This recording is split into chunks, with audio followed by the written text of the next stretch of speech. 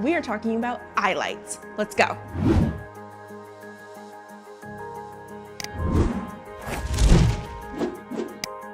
First of all, what are they? So an eye light, you'll actually see one on me right now, is a reflection of a light in an actor's eyes. And its purpose is to draw the audience's attention to the actor's eyes. I see it, it's right there. It's literally in the eyeball, that's what the eye light is. So when we're thinking about do we put an eye light or not, what are some things that we should consider? So you want to think about the genre you're playing in when you use an eye light. Does it need to be naturalistic, or in something like a music video, can you be more kind of strange and abstract? With an eye light, you never want to have the source pointed directly at the person because it's just meant to be a reflection of the light. And you always want to place your eye light before you place your key light, unless your eye light is your key light. Well, let's take a look at some examples.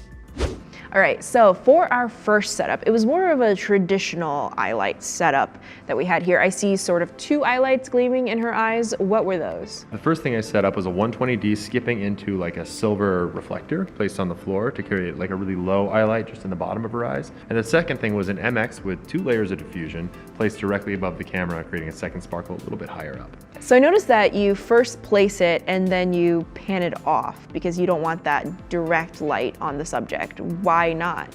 Correct. Well, if you think about where these eye lights are placed, one is from a skip bounce on the ground, so I'm not trying to do a horror movie look, right? I want to pan it off enough that I can just let this be very ambient fill beneath everything else. And then the second light is just like right from above, but it's a very small source. It's not a good thing to be keying a person with.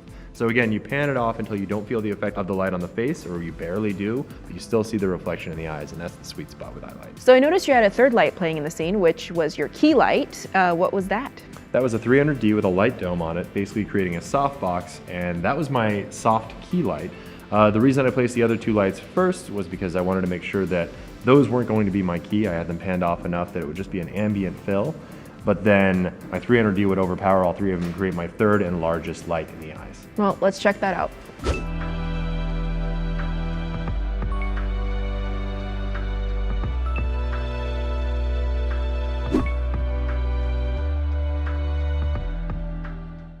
So the second setup, the eye light does not look very natural at all. Why is that?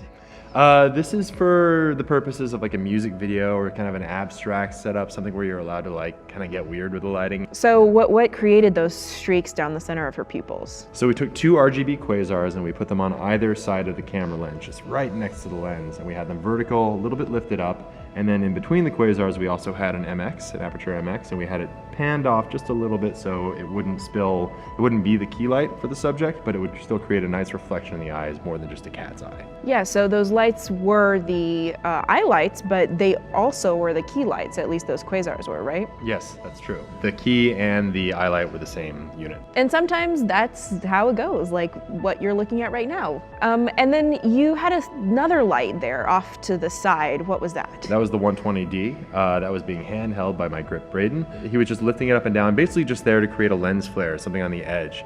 And we were shooting on a 24mm lens because that allowed us to bring the camera much closer to the subject, which was necessary because I wanted the lights to be very large in the subject's eyes, so I wanted them to be right next to where she was. So let's take a look at how you built that.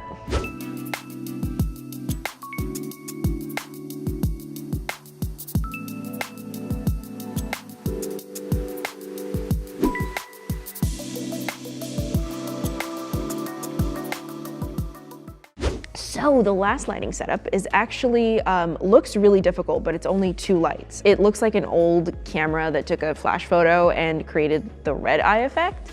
Can you explain what's the purpose of this? So Jordan Cronenweth used this in Blade Runner to create kind of an alien effect if you want to have someone look like, well, a replicant or somebody in sci-fi. It's very surreal because instead of the pupils being black, they kind of have a glow about them, like there's light coming from the inside. That's awesome. So how do you make someone's pupils glow? So the way you pull this off is by putting what's called a 50% mirror. It's part of any teleprompter, and you put it directly in front of the camera lens, and then you skip a light into that lens. But you have the glass at an off axis.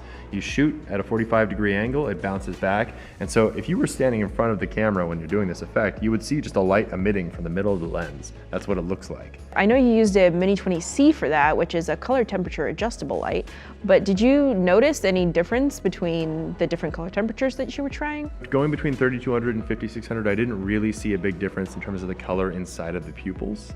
that didn't change that much because I think what's happening is light is skipping into the eye and doing some really weird things and bouncing around and coming back at colors that are probably reflecting off the colors inside of your eye.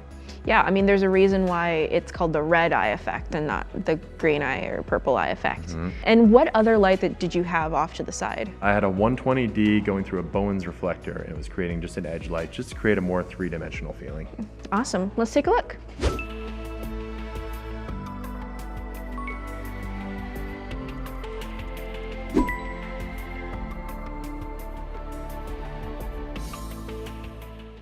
So what are some of those points again to remember? So our 3 points are, you want to think about your genre when you're sculpting your eye light. You never want to point a light directly at the subject. You want to have it panned off because it's just meant to be a reflection in the eyes.